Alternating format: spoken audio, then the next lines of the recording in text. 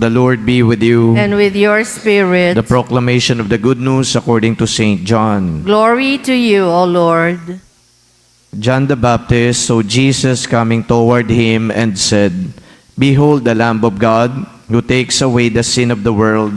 He is the one of whom I said, A man is coming after me who ranks ahead of me, because he existed before me. I did not know him, but the reason why I came baptizing with water was that he might be made known to Israel. John testified further, saying, I saw the Spirit come down like a dove from the sky and remain upon him. I did not know him, but the one who sent me to baptize with water told me, On whomever you see the Spirit come down and remain, he is the one who will baptize with the Holy Spirit. Now I have seen and testified that he is the Son of God.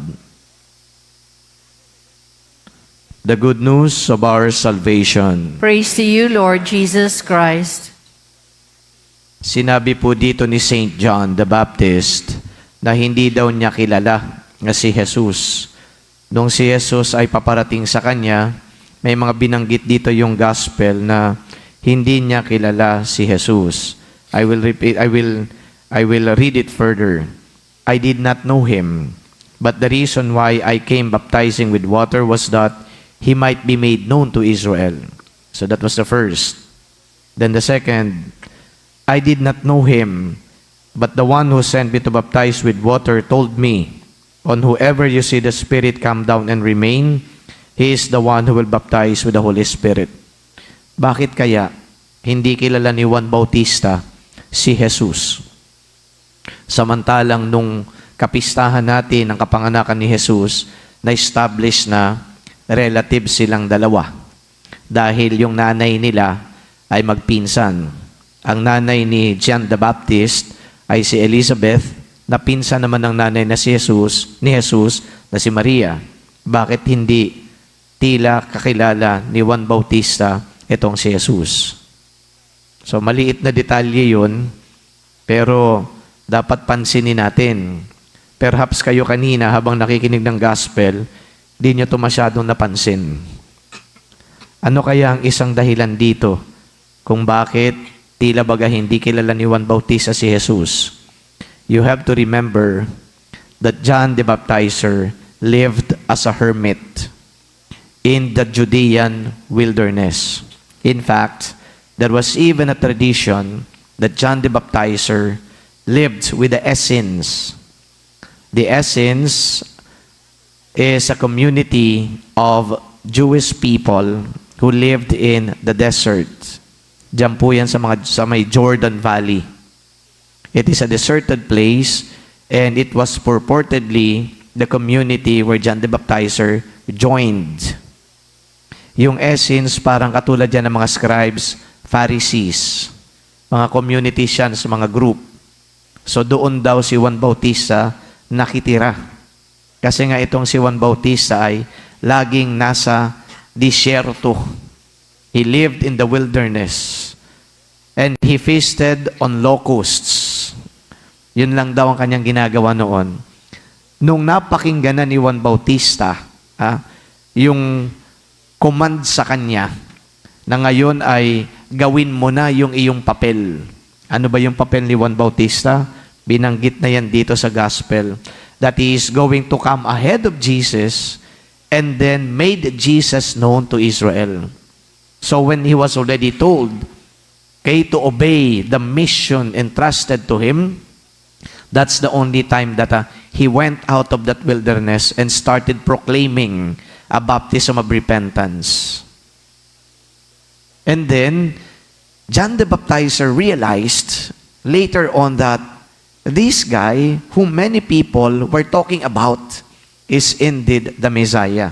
Kaya ito na yung last part. But the one who sent me to baptize with water told me, On whoever you see the Spirit come down and remain, he is the one who will baptize with the Holy Spirit. Now I have seen and testified that he is the Son of God.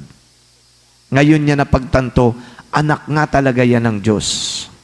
Siguro, dito na rin na-realize, kamag-anak ko pa pala to. Pero ano yung talagang point ng gospel? The point of the gospel is for us to understand that even before Jesus actually made his mission, there was already John the Baptizer introducing Jesus to the people of Israel. And in fact, when John the Baptizer was doing the introduction of Jesus as the Messiah, as the Savior, many people believed that he was already that one. Ikaw na yata, Juan Bautista, ang Mesiyas. Kasi ang gaganda ng mga pangaral mo. Dami-daming naniniwala sa iyo. Napaka-righteous mo. Maayos ang pamumuhay mo. Baka ikaw na yun. But John the Baptizer told the people, no. He ranks ahead of me. I am not even worthy to untie the straps of his sandals. So there was a recognition from John the Baptizer of who the Messiah is. And then John the Baptizer also recognizes the fact that Jesus outranks him. Siya lang ay forerunner. Siya lang ang nag-introduce. Siya lang ang nagpakilala. Pero si Jesus ang totoong Mesiyas. Kapag binuunan natin yung mga kwento, okay? Oo, nung una, tila baga, strange silang dalawa.